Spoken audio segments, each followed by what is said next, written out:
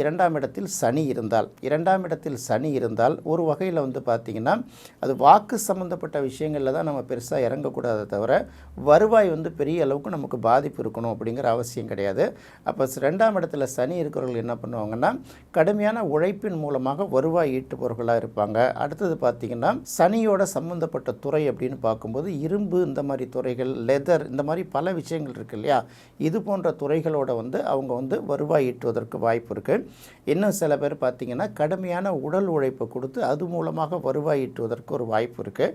பொதுவாக சனிங்கிறதே பார்த்திங்கன்னா உழைப்பின் அடையாளங்கிறதுனால குடும்பமானவரை அவங்க கடுமையாக உழைச்சி அதன் மூலமாக வருவாயை ஈட்டுவாங்கங்கிறது இதில் ஒரு முக்கியமாக தெரிஞ்சுக்கணும்.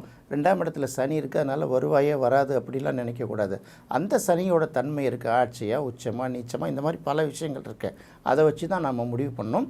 இந்த இடத்துல நம்ம பொதுவாக பார்த்துட்டு வரும்போது சனியோட காரகத்துவத்தை ஒட்டி நமக்கு வேலை வாய்ப்பு கிடைக்கும். நிறைய இரும்பு இருக்குது, நிலக்கரி இருக்குது, பெட்ரோலியம் இருக்குது, லெதர் இருக்குது, இந்த மாதிரி எது மூலமாக வேண்டுமானாலும் நமக்கு அந்த வருவாய் கிடைக்கலாம்.